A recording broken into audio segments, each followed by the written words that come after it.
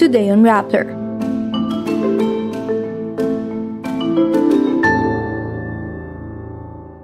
The Ombudsman will form a new task force to investigate flood control projects allegedly linked to the Villars.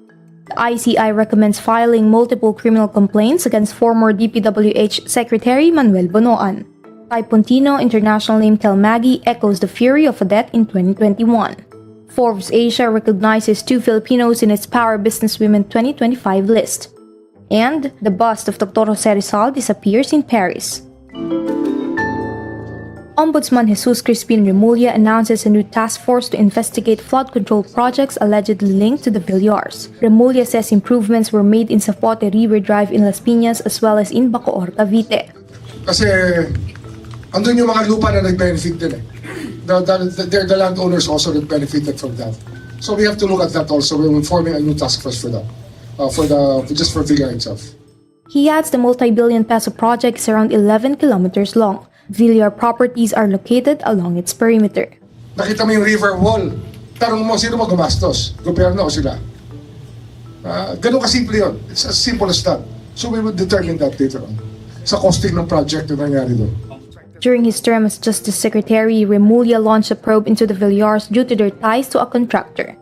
A Rappler investigation revealed that Motion Trade, a firm owned by Senator Mark Villar's uncle, bagged 390 million peso worth of flood control projects. The Independent Commission for Infrastructure recommends filing multiple criminal complaints including graft against top-notch catalyst builders and public works officials over ghost projects in Bulacan. The possible respondents include former DPWH Secretary Manuel Bonoan. This is the first time Bonoan was included in the recommendation.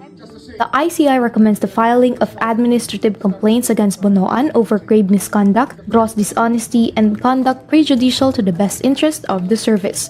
The other possible respondents in the administrative complaints are former DPWH Undersecretaries Roberto Bernardo and Maria Catalina Cabral, dismissed District Engineer Henry Alcantara, dismissed Assistant District Engineer Bryce Hernandez, former DPWH Engineer JP Mendoza, Ernesto Galang, John Michael Ramos, Irene DC Ontinco, Joshua Blitz Rojas, and Bernardo Villafuerte. Aside from administrative, the body also recommended the filing of criminal complaints against Alcantara, Hernandez, Galang, Mendoza, Ramos, Ontinco, Rojas, and top-notch President Yumir Villanueva.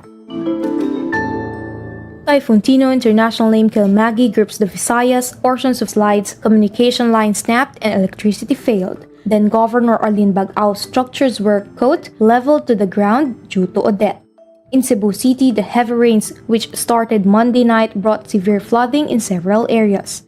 Neighborhoods in Talisay City are in deep floods, and in some areas, water reached the roofs of houses. Cebu Governor Pamela Baricuatro says at least 1 died in Mandaue City as of 2 p.m. Cebu City Mayor Nestor Arquibal reports at least 12 fatalities in Bakayan. In Pontevedra, Capiz, a man attending to his motorcycle was killed after a tree uprooted by the typhoon fell on him. Around 30% of homes in the islands of Homonhon and Suluan are wrecked, while the rest sustained damage.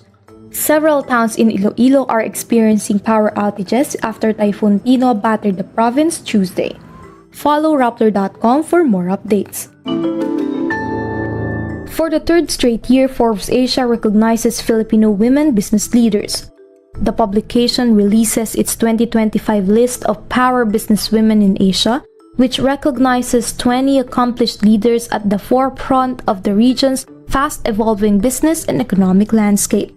The 2 Filipino women on the list are Maybel Aragon Gobio, the first woman to head the Gokongwei family's property conglomerate Robinson's Land Corporation, and Mariana Zovel de Ayala, chair and president of Ayala Land Malls Incorporated. Forbes Asia notes Aragon Gobio is the first non-Gokongwei family member to head the firm founded by the late John Gokongwei. She succeeded the patriarch's only son, Lance Gokongwei, as head of RLC. Sobel de Ayala, meantime, is the daughter of Ayala Corporation Chairman Jaime Augusto Sobel de Ayala. Forbes Asia says she is, quote, an 8th-generation heiress, shaping the future of the legacy Philippine company.